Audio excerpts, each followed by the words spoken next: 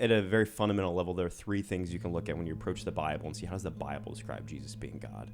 First, there are all these instances where Jesus himself claims to be God. He claims divinity. So with the titles that he uses, like the Son of Man, the ways that he describes what he does, like I'm the bread of life, I'm the resurrection and the life.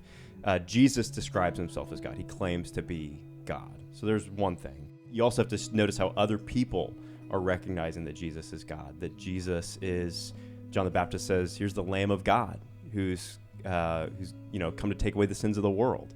Other people are looking at him and saying, like, you are the Son of David, you are the Son of God.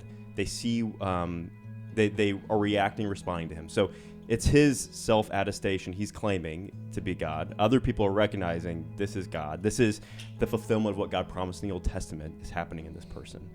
But then there's this other layer of he does the kinds of things that only God can do. I love the example in Mark 2. Jesus confounds some of the religious leaders. There's the man whose friends, he's a paralytic, and his friends bring him to Jesus. And he asks this really, really deep question. He says, which is easier, to say to this man, stand up and walk, or your sins are forgiven?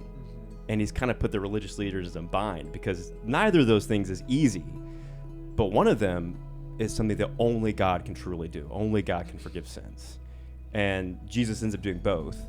But he's demonstrating in that moment, I'm doing the kinds of things that only Yahweh, only the living God can do.